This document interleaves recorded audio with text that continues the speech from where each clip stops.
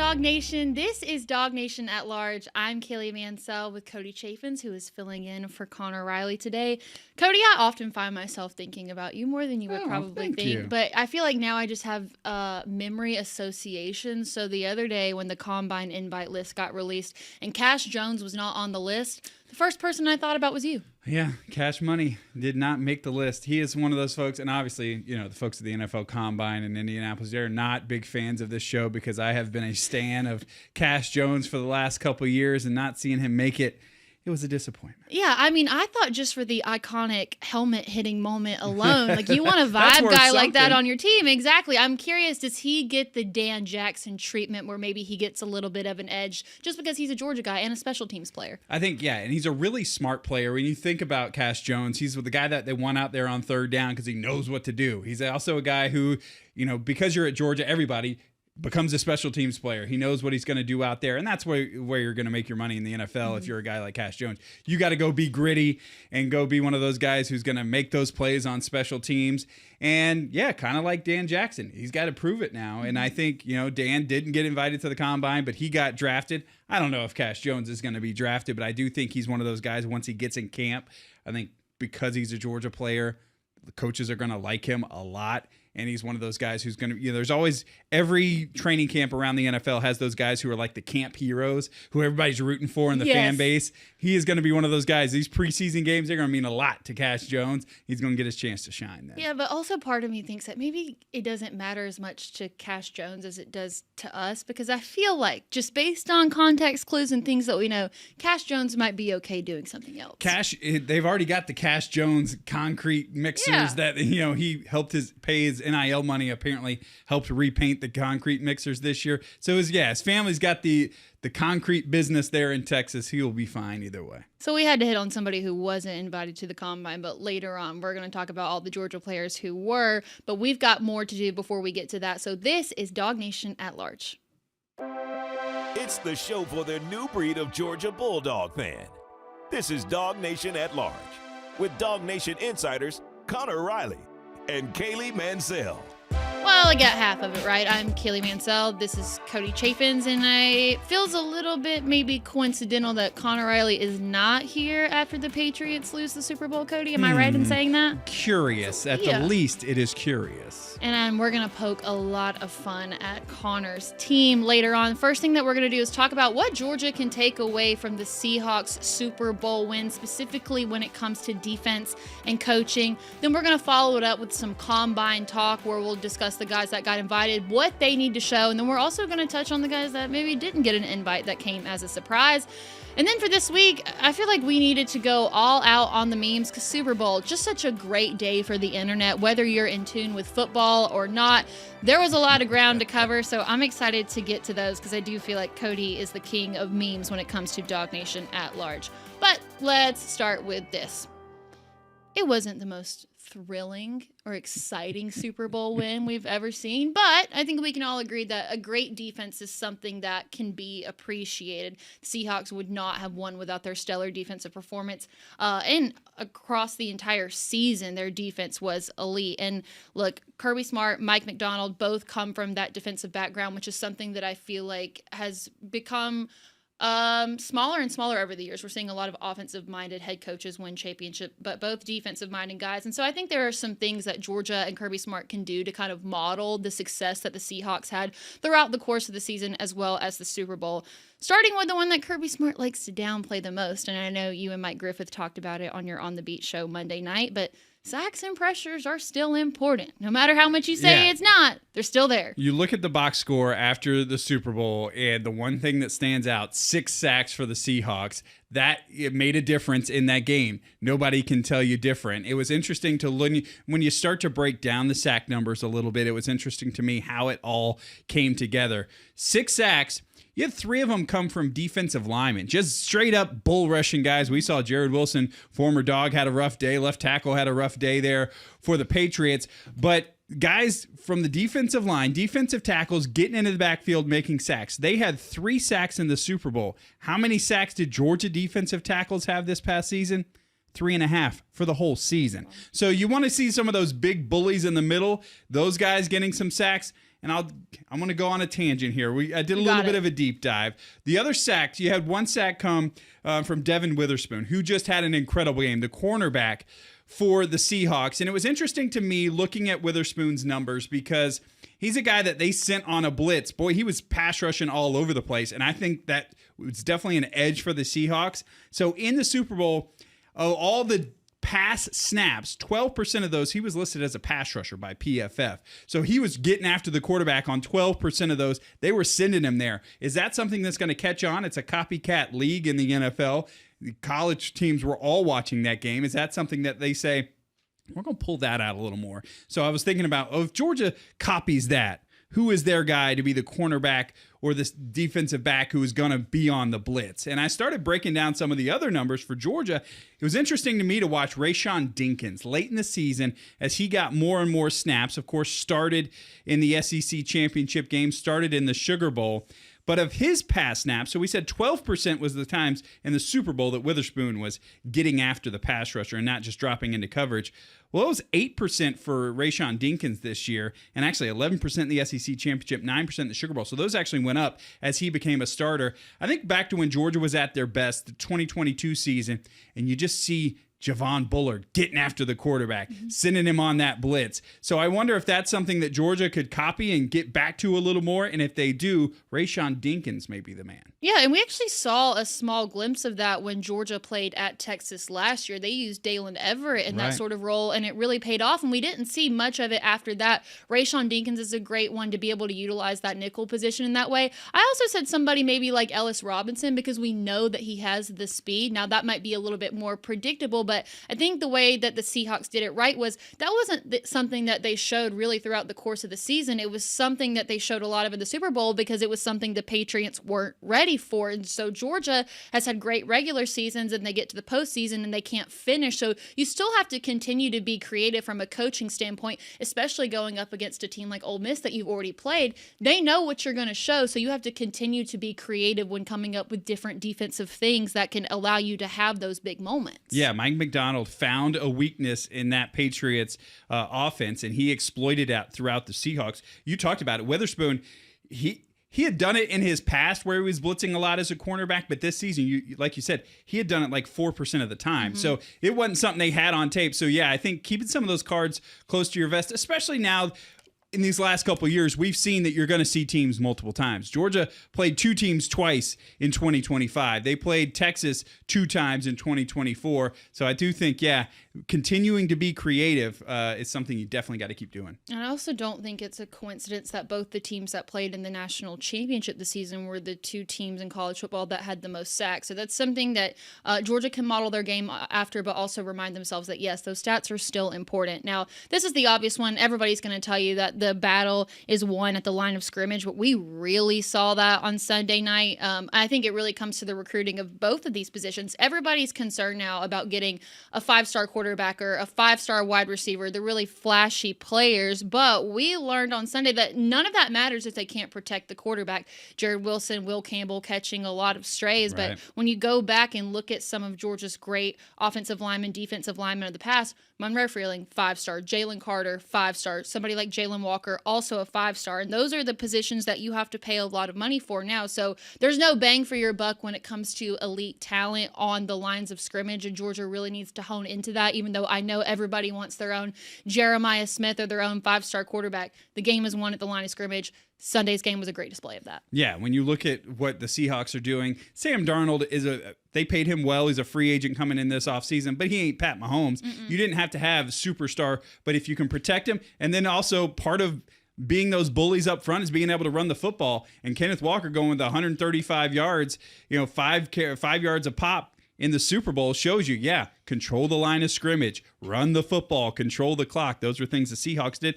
And, to Georgia's credit, that's something that they focused a lot on and were successful at in 2025. But it just goes to show, like you said, that defense and running the football, man, that could still win a championship at the NFL level. Yeah, and you mentioned somebody like Kenneth Walker, who, in my personal opinion, I thought, I understand why they picked him as the MVP. I thought maybe they could go a kicker for the first time ever, or even somebody like Witherspoon. But just looking at the Seahawks past draft classes, they took Kenneth Walker in 2022. They take Witherspoon and JSN the following year, and then somebody like Nick Eamon-Wari this past year, who all made a difference in that game. And I feel like now that a lot of people have seen Indiana win the national championship, you're like, well, we can have the short-term success by bringing in transfers similar to free agents in the NFL. But those were guys that were taken by the Seahawks in their draft class and are making an important impact now. So it goes to show that developing young players is still really important. And when it comes to the team chemistry that this team had, it was very, very obvious. So replacing priority on recruiting at the high school level, developing within your program, and then adding a mix of veterans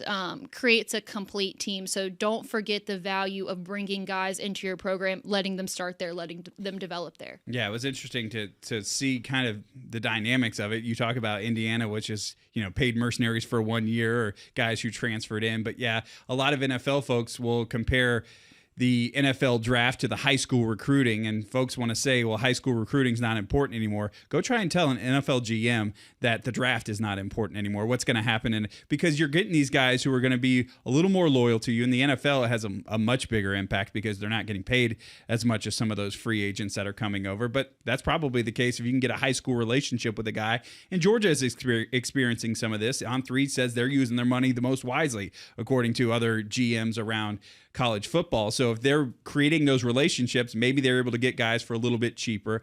And so, yeah, those relationships in the high school recruiting is still important. Although, you see it in the comments every week on Before the Hedges. Well, just tell me when he gets here. He's going to leave in 2 years anyway. No, it's still a big deal. And it directly translates what they're doing in the NFL. So this is one that I don't feel like Georgia necessarily has to learn, because I do feel like Kirby Smart places a lot of priority and emphasis into special teams, but that may have been the most exciting part of Sunday's game, which is saying a lot, is the special teams. Jason Myers goes 5 for 5. Michael Dixon yielded just 4 return yards and also dropped 3 punts inside New England's 6-yard line. I mean, Georgia's done such a great job of recruiting either the number 1, number 2 punters and kickers. So don't let it get away from you that special teams now matters more than ever. I feel like the NFL really put that on display this year. Sunday's game, another example of that. So that's just something that I feel like Kirby Smart's already done really well, but make sure you continue to do that because it really made a difference in the game. Yeah, and if it's important to Georgia, well, how about go get the top-rated kicker and the top-rated punter in this year's recruiting class? So it's going to continue to be important. But yeah, when you have a guy like Peyton Woodring who you can lean on a little bit, when you have a person like Brett Thorson who a couple years ago didn't give up any return yards in the entire season, that's a priority. It changes games. Kirby Smart has talked about blocking the punt in the SEC championship, what a difference that is when you can get a special teams kind of big play like that in a game. And so, yeah, Jason Myers, a guy for the Seahawks who attempted the second most field goals this entire season. So not just the Super Bowl where he was on fire, but this season, that's something the Seahawks leaned on their way to a championship. So, yeah, it is a very important thing. His, Myers' percentage wasn't as high as a guy like Peyton Woodring, but it is an important part of the game. Yeah, and I think when you combine those two elements of defense and special teams, the larger point here is that both of those things can still win a championship. I feel like we've seen a lot of great offenses over the years, but really the last elite defense in college football, you could make the argument for Ohio State, but it's Georgia that comes to mind, that Georgia defense that they had in the first national championship. It was just dominant. So you don't have to have the best offense to be able to attain something like this. Defense and special teams, even if it's not pretty, can still get it done. Yeah, and I don't know that Georgia's been able to hang their hat on their defense over the last couple of years. So it'll be interesting if things can kind of swing back that way and that becomes Georgia's MO moving forward. I was looking at, the Seahawks had the pick 6 in the Super Bowl. I was thinking, well, how many defensive touchdowns did Georgia score this year? It was 1. It took me forever to figure out which one it was. It was the scoop and score Dalen Everett in the Sugar Bowl, because eventually it doesn't matter because Georgia loses the game anyway.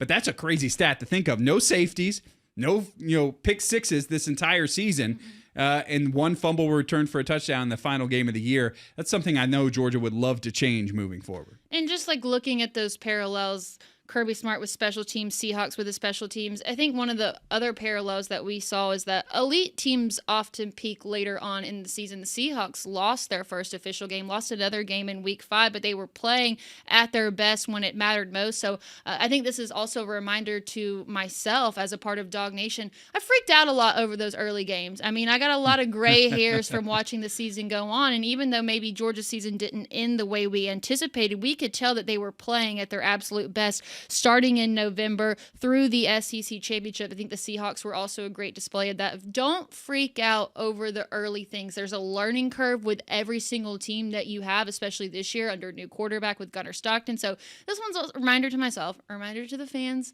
You want to be at your best in the later months. Don't freak out when Georgia has like 4 games in a row that come down to one score that maybe didn't feel like it should be that way. Yeah, that's what Kirby Smart tried to tell us, going into this kind of new playoff, the expanded playoff, the way the schedules are made now and the equity we see across because of the NIL and the transfer portal. He said, nobody's going to go undefeated. Now, that proved to be untrue this year because Indiana did go undefeated. But he said, accepting a loss is not like accepting a loss 3 or 4 years ago where you're like, season done. We're not going to make the top 4. It's over. So I do think it is one of those things that college football fans, I think Georgia fans did a little bit better. I don't think everybody blew the season up when they lost to Alabama this year early on in the season in September, but it is one of those things you're having to become more comfortable with is like, okay, this is a long season. Just because you're playing like this or losing a game here doesn't mean. And now Georgia, I thought, was on that upswing this year. You felt good about it. Maybe it was the layoff, and maybe it was just seeing Trinidad Chambliss for the second time. But you thought they were going to be that team that was getting hot at the right time. Okay, this is my last thing, and this is maybe from a college football perspective, not necessarily a Georgia perspective. Never did I ever think I would find myself defending the college football playoff committee here on this show, and I'm not. The bar was just set really low. That game on Sunday showed that scheduling really does matter. I went back and looked through the Patriots schedule from the season. Most of the teams that they played don't even have a head coach right now because they were that bad. And there was a certain degree of luck, and I'm not trying to take away. They've got a lot of young talent, but you run into a Broncos team that doesn't have a quarterback. You run into another team whose quarterback's been up and down all season long. But the scheduling really did matter because I think the real Super Bowl was Seahawks and Rams shortly before that. But the Patriots hadn't played a team even close to the caliber of the Seahawks prior to that. So scheduling during the season really does matter. You have to take that into account because you could tell that Drake May, Patriots, were not ready for that defense. And that's a team, they had made it through that schedule, especially in the playoffs, that wasn't as hard as what the Seahawks had to deal with. But even so, they had given up 15 sacks in 3 games. So the fact that the Seahawks had 6 sacks in the Super Bowl actually shouldn't be much of a surprise because the offensive line for the Patriots weren't that good. And that was in those games, where, Sean Payton kicks a field goal. Who knows? They may not even be in that big game. But yeah, it's definitely one of those things. I do feel like, the college football playoff, you had to earn it, right? Indiana at least had to beat a couple teams. Now, they beat an Alabama team that, as we saw, was a little bit overrated moving forward. And they beat Oregon here in Atlanta. So they had to earn it a little bit, but that's a conference team that you've already played once. So maybe they had an easier path. You can make that argument, but at least you got to go through a couple of pretty good teams. And, yeah, it seemed like somehow, some way, the Patriots skated by. Before we move on, any final thoughts about the Super Bowl itself or maybe ways that Georgia can model their game after what the Seahawks did? It was interesting to me to hear folks, especially in the comments after the game, saying, Mike Macdonald, he'd be great when Kirby Smart leaves. And I was just like, I don't know that Mike Macdonald wants to come be a college coach after he's won a Super Bowl. It'll be interesting. Maybe that'll be the case one day, and it would be fun to think about a guy, and it was exciting to see him and talk about his Georgia roots during the broadcast and him and Maria Taylor on the trophy ceremony. It was all cool, but it was interesting to me to feel like folks are like, oh, when Kirby retires, we'll just bring in Mike Macdonald. I'm like, I don't know if Mike Macdonald, it'll be interesting to see where he goes from here, but the path I see him going on doesn't seem like he's going to call up Georgians and be urgent to get back into college football. And I'm not comparing him to this personality-wise, but we've already seen one winning Super Bowl head coach try to come down to the college ranks. Hasn't really worked out for him. And yeah, Mike Macdonald coached in college at Michigan, and Georgia tore him up in that Orange Bowl back in 2021. All right, so we're going to move on. We're going to do some combine talk, and then we're going to get to our Super Bowl of Meme Machine later on. Before we do that, I want to give a shout-out to our friends at Zagoria Law Firm. What makes Zagoria Law Firm so unique is that they are the only law firm in the state that specializes in representing people who have been bitten by dogs as well as those who have been knocked down by dogs. Also, dog fans, they are the official dog bite injury lawyers of the Georgia Bulldogs. They literally wrote the book on how to win these cases. So if you or a loved one has been hurt by someone else's dog, give them a call at 833-GA-DOG-BITE. That's DOGBITE. Or check out their website at ZagoriaLaw.com. So I'm pretty excited here in a few weeks. I'm going to be heading up to Indianapolis with our friend Mike Griffith for the NFL Combine.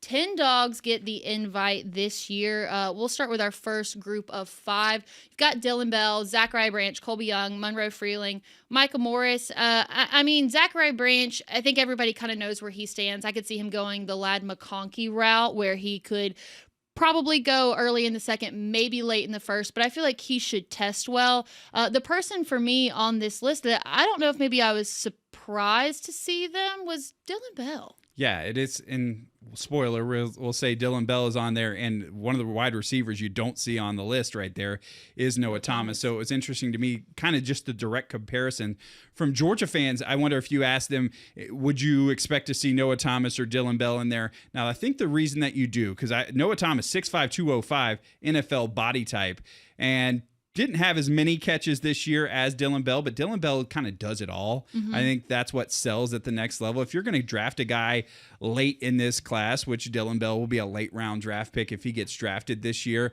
I think he's one of those guys who's shown he can run the ball. He's just straight up lined up as a running back early on in his Georgia career, but he also can catch the ball. He can play special teams.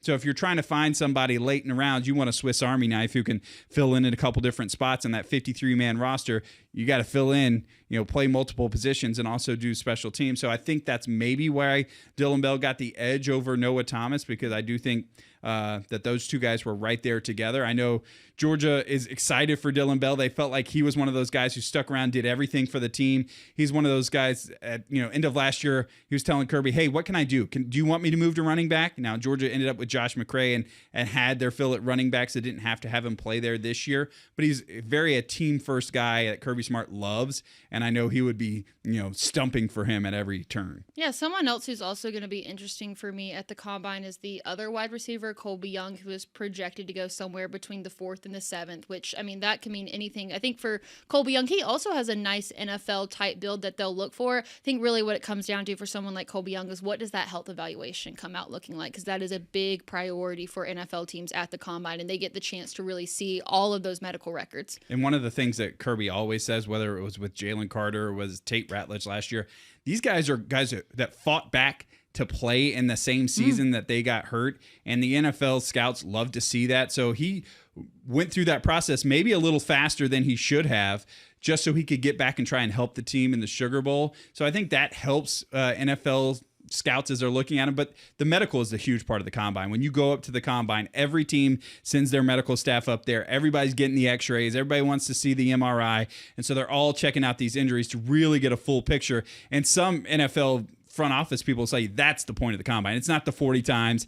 It's not, what you bench and not the shuttle times. It is the interviews and the medical is going to be very important for Colby Young. So when we look at the two offensive linemen, we'll group them together. Monroe is a consensus top 5 offensive tackle, but I didn't realize this, and it kind of makes sense. He only had 16 career starts, and really when you look at the games he played, he didn't have to go up against that much NFL-type talent. So I think for Monroe, the biggest thing is going to be able to show on tape that, hey, what I did here, who I went up against, that's going to be translatable to these guys that play every single Sunday. So Monroe, most likely the first round pick, maybe early second at the latest, but he's just going to have to be able to show them that what I did here, going up against who I went against, it's all going to work out. And then for Micah Morris, he's built like an NFL guard. He's got a lot of natural power, but I think that he's still a work in progress. He's going to have to be on a team that's still willing to coach him in the early days, but I could see him eventually being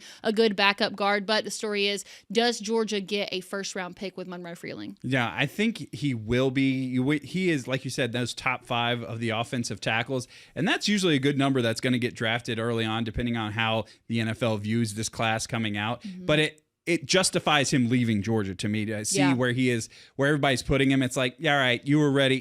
If you're going to go get that money to go be that round pick and get a guaranteed contract for 4 or potentially 5 years in the NFL, well, then you go do that now. So I think it justifies that for him. And I do think he knows what he needs to show off at the Combine and what he needs to show at Georgia's Pro Day to try and impress those scouts moving forward. And we think about guys with not a ton of starts. Jared Wilson, who made the Super Bowl this year, started even after just one season as being Georgia's starter. So you can go in the NFL and do that. Micah Morris, I'm excited to see, we talked about it's not really necessarily about the bench at the combine, but he's one of those guys who may put on a show there, and that's only going to help his stock. He needs every little thing he can get to show what he can do. And he's a guy that played a ton of college football, and he is a hoss. They called him a freak athlete, that he was Georgia's biggest freak on one of those lists last summer. So he's going to be a freak when he performs with some of those bench press numbers. I'm excited to see that. You're excited to see him bench press? I'm excited to see him run the 40. We're not the same. It will be entertaining. Big guy like that. All right. We've got one more group to show you. We'll go through these pretty quickly. Oscar Delp. I thought that maybe he would come in a little bit higher on everyone's list, but I think maybe I just misjudged the situation because I've watched him every single week. I do think that he should have participated in an all-star game. He has good speed for a tight end, but I think he just lacks the strength and technique when it comes to blocking, even though that enthusiasm and that hunger is there. I think special teams could also prove to help someone like Oscar Delp, but I think that he's also someone that needs to have a really big pro day because since he didn't participate in an all-star game, he doesn't have that advantage of already knowing some scouts that are going to be looking for him. Yeah, he is one of those people. I was looking at where he falls on this, and actually I was looking at some of the ESPN where they thought he was ranked. He was ranked top 5 as an H-back or a fullback, and not as a tight end. He was not in the top 5 of the tight ends. Georgia didn't throw to him a whole lot this year, and I think that's probably part of the reason why. But it is one of those spots. If you can be an H-back, go ask Charlie Warner how being an H-back in the NFL, he's made a career out of it. So it's one of those spots you can thrive if you get in the NFL. It was just interesting to me that NFL scouts don't have him as a, they have him higher as an H-back than a tight end. But I do think it's just not a lot of production this year. And, is it his fault? Is it Georgia's fault?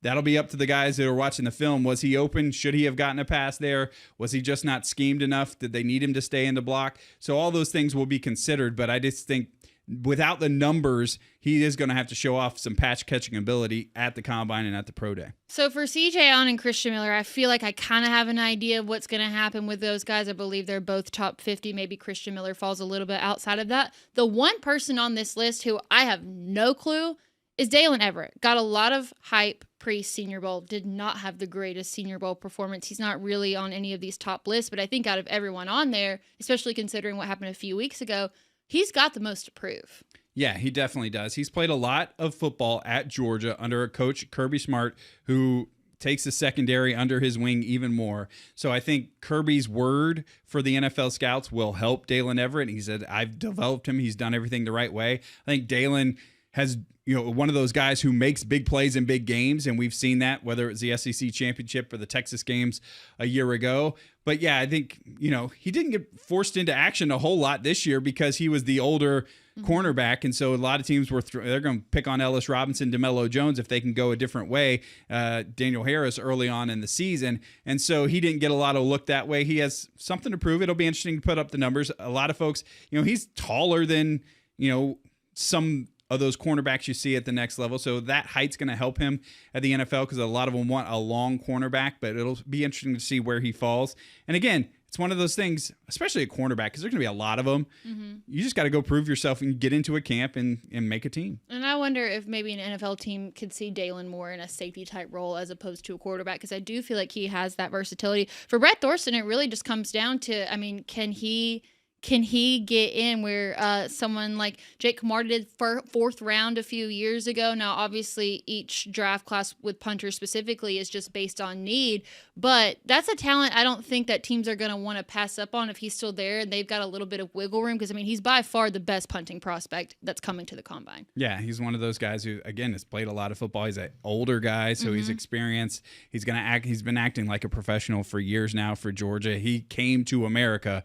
This was his job. He has acted like this is his job since he got here, and he can just get it done. So when you look at those return yards, like we talked about earlier in the show, he can hang it up there. That's important to Kirby Smart, is your hang time and where you can place that football. And so I think he'll be okay. We'll see if he gets drafted. It's a punter, so you never know. It like you said, it falls into team needs, and there's only 32 of those jobs in the NFL. Nobody's keeping extra punters around, so you just got to be lucky and kind of find your spot. So let me ask you this. You've got a whole list of everybody that's coming to the combine. How many Georgia guys go in the first round? If you had to put all your life savings on it, how many go in the first? I'm going to say one. I think just one. I think I would be able Maybe to two. say two. But it's going to happen late in the, is Zachariah a guy? I'm not sure. I think CJ's probably your guy I feel most confident about. And then probably equally confident that Freeling or Zachariah Branch are those guys that could go there. Yeah, funny enough, that was my bold prediction back in March that Georgia would have two guys go in the first round. They looked at me like I was dumb, but who's laughing now? So it's mostly selfish that I would like Georgia to get two guys in, but also too just to continue that tradition of Kirby Smart coach players going in round one. I'm excited to get to our memes today. So before we do that, today or tomorrow is technically the last day that you can enter our contest for the Kroger Cruise giveaway. We're taking DawgNation to the seas for 1 week aboard Utopia of the Seas. And thanks to our friends at Kroger, you can join me, Cody, the entire DawgNation teams, and of course the best fans in the world on our 2026 cruise. It's really easy. All you have to do is go to DawgNation.com/contest and tell us your favorite memory from the Kirby Smart era. That's all it takes. And make sure to enter by tomorrow, February 13th. If you're watching this right now, then just go ahead and get it done so you don't forget. No more procrastinating it. Go to DawgNation.com/contest, and thanks to our friends at Kroger, you can have a chance to win a cabin aboard Utopia of the Seas for our DawgNation cruise. I'm really excited for cruise, Cody. I feel like I got to see a different side of you last year, and you were the real MVP of the cruise. You get to wear shorts and hang out with these folks. It's so fun to talk with dog people and just good people. They all enjoy being together. It was an experience. So, yeah, get on there, log on, see if you can get it for free, man. That's the way to go. You know the saying, like, we'll compare stuff. Well, it's the Super Bowl of this, and it's the Super Bowl of that. Well, I think that the Super Bowl of the internet, specifically when it comes to Twitter and memes, is the Super Bowl itself. So for today, we're going to have some fun. This is Meme Machine. Who's that going down the track? Who's that coming down the track? It's the Meme Machine and Randy Black. It's the Meme Machine and Randy Black. No, no!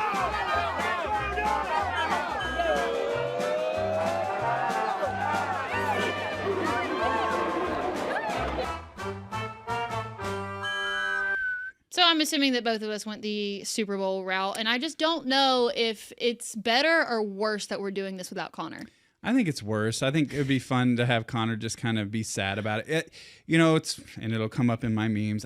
Seeing the Patriots lose, boy. Yeah. It never gets old, especially after if you're a Falcons person like me who covered Super Bowl 51.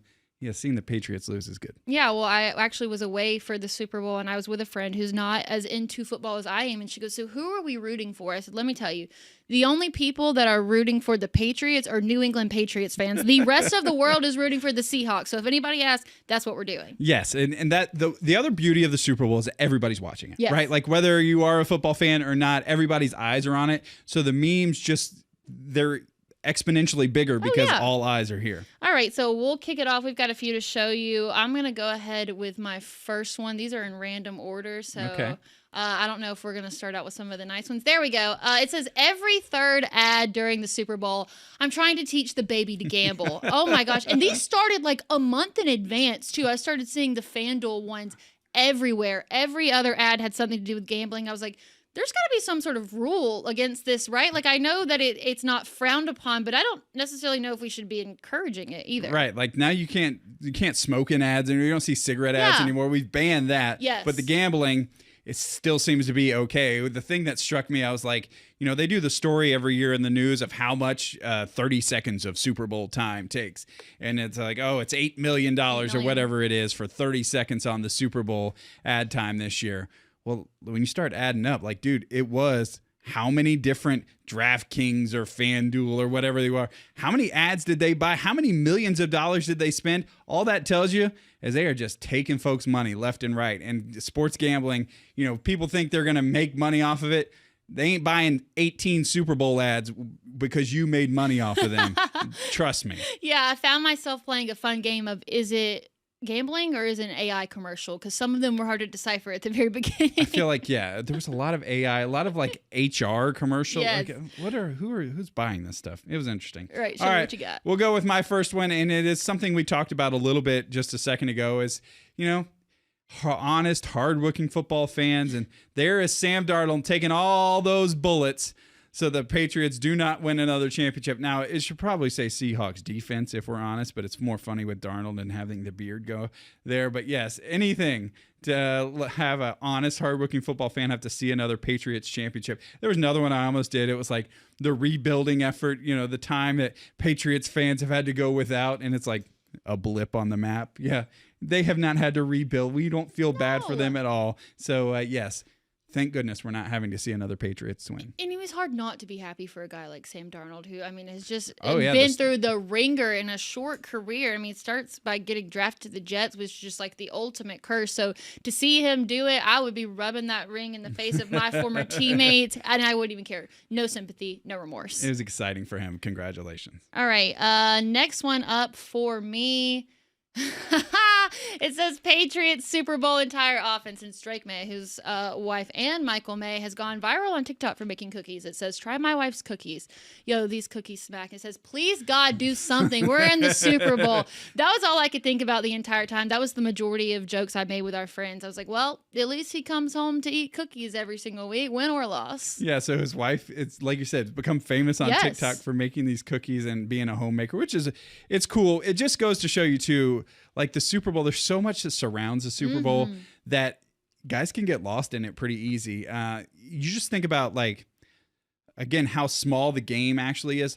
Those guys are running out onto the field pregame, and they're spending extra like 15 minutes having to stand on the sidelines before they actually play the game. The halftime, they're in the locker room for like an extra 20 minutes than they are in a normal game. It is everything but the game with the Super Bowl, and that kind of goes to show. And if you've never seen the videos come up on your TikTok, the best part about it is the comments underneath it, because they all revolve around Giselle, and they're like, Giselle never made us cookies. Giselle never let us have sugar.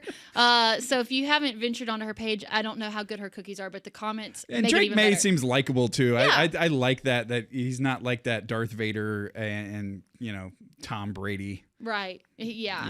Certainly not. All right. Go ahead with your next one. All right. Cody. Number 2 for me has to go with, this looks like a Super Bowl, but you take off the mask. It's just like a Thursday night football game. Because these teams are not star-studded, right? Like there's not like a bunch of guys, like, again, when you've got, the Rams taking on the Chiefs in the Super Bowl where like every other name. A lot of these guys are, not big stars. And then the game is just a bunch of field goals. It feels like they're playing on a short week. They didn't have time to get ready, and we're just going to settle for field goals all day. So it did look, they didn't get the color rush right like they do on those Thursday night games, but it kind of felt like a Thursday night game for a while. Also, seeing my name twin Kaylee Hartung out there on the field also reminded me of Thursday Night Football. She's the reporter for them. So I was excited to see the Kayleys of the world represented, but it did give it that Thursday Night Football field or something from like the BCS era of college football. Yeah, it was not exciting football, that's for sure. All right. I've got one more to end our meme machine. It all goes back to Notre Dame. I still can't believe that the NFL screwed Notre Dame out of playing in the Super Bowl. I mean, goodness gracious, how things could have been different. Maybe it would have been exciting. Patriots wouldn't have made it. It would have been Notre Dame. The Fighting Irish would have made it to the Super Bowl. Yeah, it all comes back to those whiners. This is going to be one of those things that lives on as long as we live, no matter what it is. Like, I can't believe that Notre Dame got left out of American Idol or whatever. Like, it's going to withstand the test of time. We're always going to be making the Notre Dame joke. It fits perfectly in just like every single scenario. Again, Patriots and Notre Dame, who is easier to hate? They're both pretty easy. Oh, that's hard. Yeah. I mean, I'm more of a college football fan, so I have to go with Notre Dame, but I see the vision. I see the parallels. All right, Cody, last one. And this one, a lot of people had a lot of feelings both ways about the Super Bowl halftime show, but the best part of it was these people that had to dress up like grass, which, they're running. I was thinking, like, why do they have to do it? Because they kind of moved throughout the show, and it was interesting. One guy like posted his Strava where he was like did a mile of walking throughout that whole thing. It's also going to be, and it's the meme is, by the way, waiting for my DoorDash driver to leave, and it's the guy in the grass. Because I also have that feeling where you're like, just leave the food. I'm starving, and I don't want to make contact with you. So just leave the food and please go. So that part is funny, but just I think you think back to a few years ago, it was like Left Shark made the viral thing, and they're like, everybody's going to be that for Halloween. I think people think everybody's going to dress up like grass for Halloween. Now, my worry is February to October do people are going to get the reference? Or it's just sugar cane, I guess, too, technically. But are people going to get the reference? But it could be one of those first viral Halloween costumes of 2026. I had so many questions about this, too. I heard they got paid really well, number one, which is great. But it's like, do you audition for this specific kind of thing? Like, do they find you? Do you know what you're getting yourself into? Is it just like, oh, have a chance to be a part of the Super Bowl halftime show, but then you're just a plant? Or like, what sort of background do you have to do that? Yeah, I don't know, because like a lot of times in the Super Bowl halftime shows, they'll go to whatever city and they'll recruit like dance groups. You know, you're going to be the backup dancers here. You're going to be the people on the stands that are dancing, or when they have a big field full of people dancing and doing one thing with a flag or whatever. Those people, they go to dance groups. I don't think you need to be a dancer to be a sugarcane bundle, a patch of grass. So is that something? Yeah, I don't know where are you just signed up? Is that something that like comes across Craigslist and it's like wanted ads, guy to walk around with grass all over him? Yeah, I had so many questions, but before we go, what did you think about the actual wedding that occurred during the halftime show? That was wild. It was cool. Apparently the folks just sent like Bad Bunny an invitation, like you do to the White House or whatever you do, to send an invitation. And he was like, yeah, you want to get married? It was a very quick blip of the ceremony in the halftime show, but it's kind of a cool moment. Like if you're going to do it, and I'm sure they had some stuff paid for. And that's the thing about weddings. If whatever you can get paid for free, I will do it. Yeah, I mean, there's two sides to this for me. Number one, it's a great example of, what's the worst they can say? No. I mean, look, they got married at halftime of the Super Bowl, but also, if I'm her in that situation, I'm like, well, I don't know, maybe there's still a chance with you, Bad Bunny, like, if you want to, just in case. But no, that was my first question. Watching it happen, I was like, oh, this is cool. But wait, is this real? So to find out it was real, I thought that was a cool moment. I love the Easter eggs that they put into the halftime shows throughout the years, and so that was a cool one. All right, so Cody, any final thoughts? Maybe a secret message to Connor to see if he's watching right now? I don't know that Connor's getting 40 minutes into DawgNation at Large. If he is, he's not enjoying whatever vacation he is on this week. So urging him not to do that. We are not taking your job. I do like the fact that we both wore red today. Yeah. Valentine's Day is coming up this weekend. Last year we did the couples that we're rooting for Valentine's Day. We didn't do it this year, but I'm trying to think of a good couple you're rooting for, maybe for Georgia for 2026. Oh, wow. I forgot that we did that. Oh, that is going to be really, really tough. I'm rooting for Ellis Robinson and DeMello Jones. I really need the corners to step up this year. Those are the two, the bromance. I mean, Justin Williams, Chris Cole, easy to root for, but that's already established. So I'm rooting for DeMello and Ellis. That would be my couple. Yeah, I'm going to say Gunnar Stockton and Talon Taylor. I would love to you guys be a great couple. We're talking about, there's the synergy and everything that's happening with them next year. All right, so that's going to be it for today's episode of DawgNation at Large. Thank you all so much for joining us here on this Thursday night. We'll have more coming next Thursday. Happy Valentine's Day to everyone, and we'll see you right back here next week.